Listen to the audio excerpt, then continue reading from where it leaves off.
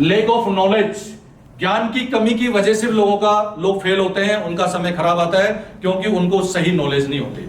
और सबसे बड़ा कारण तो यही होता है, मैं आपको बता दूं, नॉलेज वाला गेम होता है सारा। क्योंकि आप जो काम कर रहे हो, आप जानबूझ के, मुझे लगता है लोग गलत काम नहीं करते, हो सकता है 5-7% लोग ऐसे हो जो जानबूझ के करते होंगे, लेकिन 95% लोगों से कोई भी काम गलत अनजाने में होता है क्योंकि उनको नॉलेज नहीं होती। यस या नो?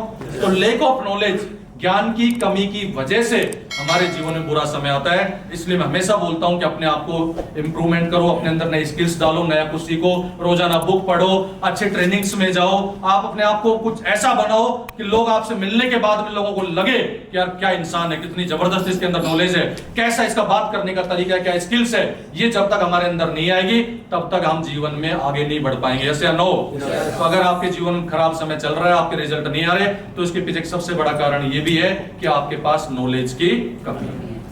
अब आप, कई बार ऐसा होता है आपके बिजनेस करते करते ऐसा समय आता है आपके पास में जब आपको लगता है कि यार ना सब कुछ बढ़िया कर रहा हूं, मैं बढ़िया मेहनत कर रहा हूं, लोगों से मिल रहा हूं, इतना मैंने विजिट्स करा दिए, सारे काम कर दिए, फिर भी मेरे रिजल्ट नहीं आ रहे। इसके पीछे एक ही कारण है, लेक ऑफ नॉलेज, नॉलेज की कमी आपके पास। मिथिलेश जी किसी क्लाइंट के पास में बैठते हैं, अतुल जी बैठते हैं, तो 10 क्लाइंट के पास बैठेंगे, 5 को मैच्योर कर देंगे।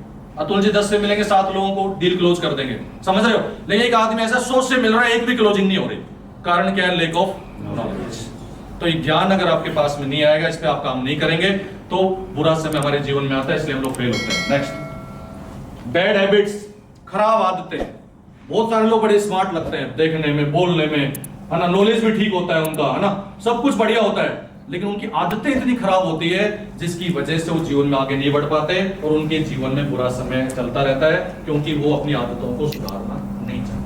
हर आदमी खुद ही समझ ले, हर आदमी अपने बारे में जानता है कि मैं क्या करता हूं। आपको अपनी बैड हैबिट्स पता लग जाएगी और ये बैड हैबिट्स ही कहीं ना कहीं आपको जीवन में रोक रही है। इसकी वजह से आप आगे नहीं बढ़ पा रहे, इसकी वजह से आपका अच्छा समय नहीं आ रहा क्योंकि आप अपनी आदतों को सुधारना नहीं चाहते। अगर आपके पास मान लो 5 गलत आदतें हैं आपके पास, आप उस पर अगर वर्किंग करना स्टार्ट करो, मेरी कमिटमेंट है 4 से 6 महीने के अंदर आप अपनी एक आदत को सुधार सकते हो। और बैड हैबिट्स जब तक हमारी सुधरेगी नहीं, हम आगे बढ़ेंगे नहीं, क्योंकि इंसान को ऊपर उठने के लिए अच्छी आदतों की जरूरत होती है। समझ रहे हैं मेरी बात को? इंसान को एक ही चीज ऊपर उठा सकती है, वो उसकी अच्छी आदत है। अगर बैड हैबिट्स है, गंदी आदतें हैं, अगर हम गलत चीजें कर रहे हैं तो हम जीवन में ऊपर जा नहीं पाएंगे। इसलिए जिसके अंदर बैड हैबिट्स होती है वो आदमी जीवन में कभी ऊपर नहीं जाता, इसलिए उसका समय खराब रहता है। नेक्स्ट, चीटिंग, जो चीट करता है, लोगों के साथ धोखा करता है, समझ रहे हो, वो आदमी आगे बढ़ सकता है क्या? आपने बहुत सारे लोगों को देखा होगा, सब कुछ बढ़िया है, वो इसलिए उनके जीवन में खराब समय है क्योंकि उन्होंने किसी न किसी के साथ में कभी चीटिंग की थी। प्रकृति जो होती है ना, देखो दुनिया में 2 नियम होते हैं, 2 प्रकार के नियम होते हैं। एक होते हैं मानव निर्मित नियम, एक होते हैं प्रकृति निर्मित नियम। समझना मेरी बात को ध्यान से।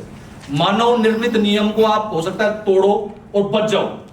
जैसे मान लो आप गाड़ी चला रहे हो और ट्रैफिक सिग्नल आपने तोड़ दिया, तो हो सकता है आप बच जाओ, किसी ने ना देखा हो, आपका चालान ना हो। लेकिन अगर आपने प्रकृति का कोई भी नियम ब्रेक किया तो आपको बिना अपवाद के पनिशमेंट मिलेगा। वो सब कुछ, वो प्रकृति गंभीर है, वो हर आपकी एक्टिविटीज पे उसकी नजर है, वो हर चीज को सीरियसली लेती है और उसका रिवर्ट आपको देती है। समझ रहे हैं आप मेरी बात को? तो मानव निर्मित नियम को ब्रेक किया जा सकता है, वहां से हो सकता है आप बच जाएं, लेकिन प्राकृतिक नियमों को आप कभी ब्रेक करेंगे तो डेफिनेटली आप बचेंगे नहीं, क्योंकि बिना अपवाद के, बिना भेदभाव के, बिना अमीर गरीब देखे हुए वो हमेशा सही निर्णय करती है, उसका परिणाम आपको भुगतना पड़ता है। यस या नो? तो जो चीटिंग करेगा, धोखा करेगा, उसके जीवन में डेफिनेटली बुरा समय आएगा, वो फेल होगा। नेक्स्ट, हार्म टू अदर्स, दूसरों को नुकसान पहुंचाना। काफी लोग अपने प्रॉफिट के लिए दूसरों का नुकसान करने में कभी मतलब परहेज नहीं करते। उनको लगता है ये इनके इन प्रकार अपना ही फायदा होना चाहिए, अपनी चीटिंग के, अपने प्रॉफिट के लिए, अपने 100 रुपए के फायदे के लिए हम सामने वाले का भले 1000 रुपए का नुकसान कर दें, लेकिन हम बहुत सारे लोग इस हरकत से बाज नहीं आते।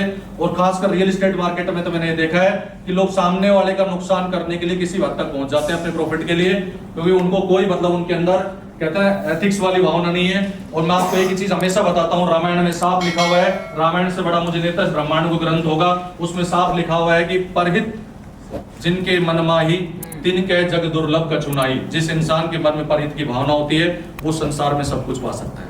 फिर उन्होंने लिखा है परहित सरिस धर्म नहीं भाई, मतलब दूसरों की भलाई के समान इस ब्रह्मांड को धर्म नहीं है। और पर पीड़ा सम नहीं अदमाई, दूसरों को दुख पहुंचाने के समान कोई नीचता नहीं है।